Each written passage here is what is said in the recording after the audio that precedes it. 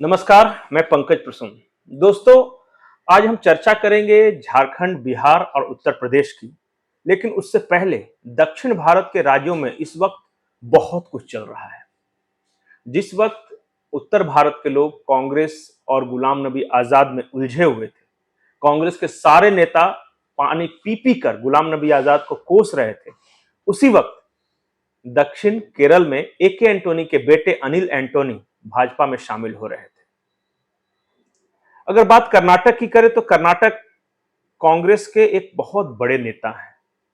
उन्होंने कल दिल्ली के एक 5 स्टार होटल में दिल्ली कांग्रेस बीट कवर करने वाले बड़े पत्रकारों को एक डिनर दिया, खाने पे बुलाया था।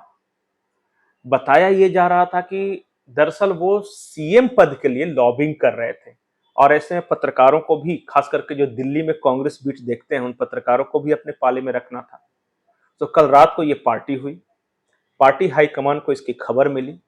खास करके राहुल गांधी इस आयोजन से बेहद नाराज हैं। उन नेताजी के लिए इशारा भिजवा दिया गया है कि अब तो आप सीएम पद के लिए समझ जाइए गए। कर्नाटक चुनाव से ही जुड़ी एक और बड़ी खबर है कि कर्नाटक में राहुल गांधी की एक रिसर्च टीम काम कर रही है। हर सीट पर डिटेल्ड रिपोर्ट तैयार की गई है। कौन उम्मीदवार है, कौन और उसके टक्कर में है, संभावित उम्मीदवार कौन है, उन सब की स्ट्रेंथ क्या है, वीकनेस क्या है, और हर सीट का आंकड़ा राहुल गांधी खुद लेकर बैठ रहे हैं। एक एक सीट पर एक एक घंटे, डेढ़ डेढ़ घंटे की माथापच्ची हो रही है और उसके बाद कैंडिडेट का फैसला हो रहा है। राहुल गांधी को जिस तरह गुजरात कोर्ट से सजा मिली, उसके बाद जो माहौल बना, कर्नाटक का चुनाव जीतना राहुल गांधी के भविष्य की राजनीति के लिए बेहद महत्वपूर्ण हो चला है। कांग्रेस की राजनीति के लिए तो है ही। राहुल गांधी कह रहे हैं कि मैं कर्नाटक चुनाव हारना अफोर्ड नहीं कर सकता और इसके लिए चाहे जो कुछ, जितने भी संसाधन लगाने पड़े, जो काम करना पड़े, हम करेंगे। और इसलिए उन्होंने एक अलग रिसर्च टीम सिर्फ कैंडिडेट्स के रिसर्च के लिए लगा रखी है। आप हर दिन रात को 9 से 10 बजे, 11 बजे तक राहुल गांधी बैठते हैं एक एक सीट के लिए। वो वहां के नेताओं से फीडबैक ले रहे हैं, अपनी रिसर्च टीम से फीडबैक ले रहे हैं, तब जाकर कैंडिडेट डिसाइड हो रहा है। तैयारियों को देखकर तो यही लगता है कि कर्नाटक में कांग्रेस की संभावना बन रही है और जितने भी तरह की गुटबाजी है वहां राहुल गांधी को सब पता है, वो इसे टैकल कर रहे हैं। तीसरा दक्षिण का राज्य है तेलंगाना। तेलंगाना में इन दिनों अरेस्ट की राजनीति चल रही है, गिरफ्तारी। बांदी संजय की गिरफ्तारी हुई, आपको पता होगा, कई टीवी मीडिया में दिखा चुके हैं। राजा सिंह एक और विधायक हैं भारतीय जनता पार्टी के, हनुमान जन्मोत्सव की शोभा यात्रा निकलने के ठीक पहले गिरफ्तारी हुई। और मैं वहां तेलंगाना के अखबारों को देख रहा था, इंग्लिश अखबारों को। पिछले 10 दिनों के अंदर 16 बीजेपी के नेताओं को गिरफ्तार किया जा चुका है। ऐसे में लोग सवाल कर रहे हैं, कहीं ऐसा तो नहीं है कि ईडी ने, जिस तरह तेलंगाना राष्ट्र समिति, अब उससे नहीं बोलेंगे, भारत राष्ट्र समिति के जो चेयरमैन है के चंद्रशेखर राव, तेलंगाना के मुख्यमंत्री, उनकी बेटी कविता को जिस तरह ईडी ने समन किया, सुप्रीम कोर्ट गई कविता, वहां से उनको राहत नहीं मिली। ईडी के सामने उनको पेश होना है, पूछताछ में सवालों का जवाब देना है। उसका बदला तो नहीं लिया जा रहा है तेलंगाना में कि तुम अपने ईडी लगाओ, तेलंगाना बीजेपी के नेताओं पर मैं अपनी पुलिस लगाऊंगा। एक एक कर गिरफ्तारी हो रही है, ये वहां का सबसे बड़ा मुद्दा है। अब आते हैं हम अपने राज्यों की ओर, जो उत्तर भारत के राज्य हैं। बिहार की बात करें तो आपको ये खबर मिल चुकी होगी कि जो यूट्यूबर था मनीष कश्यप, उसके खिलाफ तमिलनाडु पुलिस ने एनएसए लगा दिया है। देखिए, मनीष कश्यप को मैंने पहले ही बताया है, मैं पत्रकार नहीं मानता था। पत्रकारों के खांचे में वो फिट भी नहीं बैठते। वो लाउड थे, जोर से चिल्ला चिल्ला कर बात करते थे, कई बार जरूरत से ज्यादा बात करते थे। फैक्ट, सच, झूठ क्या बोलते थे, जनता को उससे नहीं कोई मतलब नहीं था। वो अपने यूट्यूब पे व्यूज बढ़ाने के लिए वो सारे चीज करते थे जो नहीं करना चाहिए एक पत्रकार को। लेकिन इसके बावजूद इन्हें से लगा देना राष्ट्रीय सुरक्षा के लिए खतरा। आजकल होता है, जब भी कोई एक्टिविस्ट पकड़ा जाता है या कोई पत्रकार पकड़ा जाए तो सबसे आसान तरीका लगता है उन पे यूएपीए लगा दो, देशद्रोह वाला, या एनएसए लगा दो, राष्ट्रीय सुरक्षा का खतरा वाला। ये कानून बने थे आतंकवादियों के लिए या सचमुच वैसे लोग जो सचमुच देश की संप्रभुता के लिए खतरा है। अब ऐसे आए गए हर किसी पे आप एनएसए लगा देंगे तो सवाल उठेंगे। सजा उन्होंने गलती की, उन्होंने अफवाह फैलाया, तमिलनाडु में रहने वाले बिहार के लोगों की सुरक्षा के दृष्टिकोण से वो बेहद खतरनाक था, दो राज्यों के बीच वैमनस्य इससे हो सकता था। लेकिन एनएसए की धारा बनती है या नहीं बनती है, इस पर बहस जरूर होना चाहिए।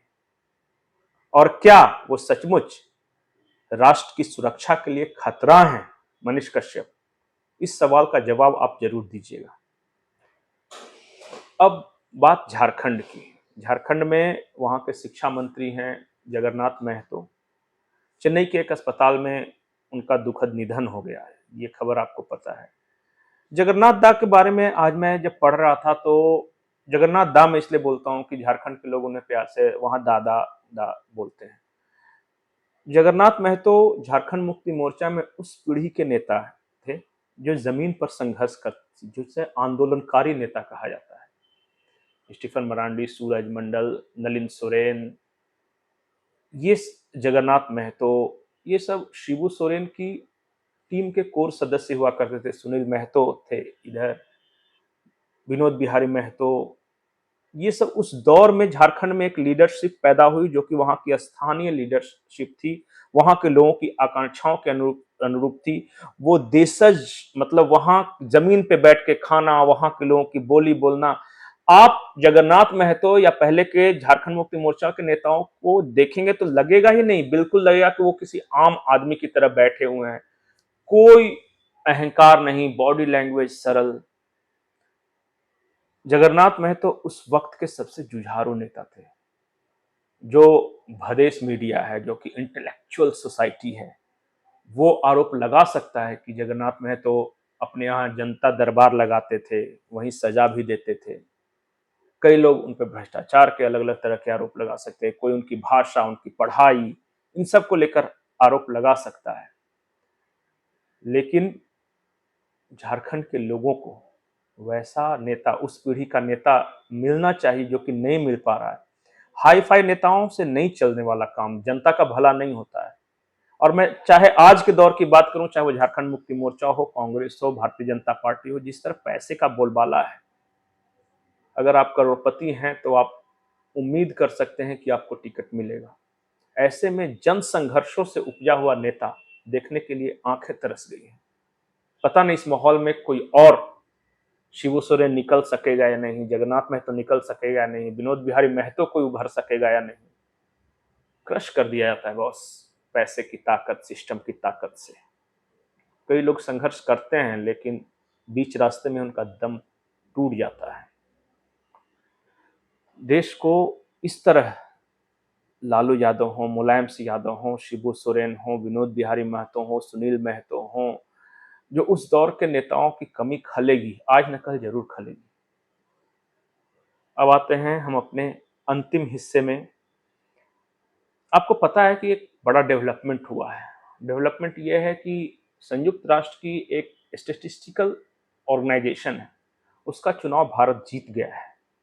बहुत टफ चुनाव था वो, एक तरह समझिए कि भारत का जो परमानेंट मेंबरशिप के लिए जो दावा है, और उसी तरह का कुछ माहौल इसमें रहता है। 170 देश वोट करते हैं, वहां तमाम विरोधों के बावजूद, ताकतवर देशों, वीटो कंट्रीज के विरोध के बावजूद अगर भारत की जीत हुई है तो ये बड़ी उपलब्धि है।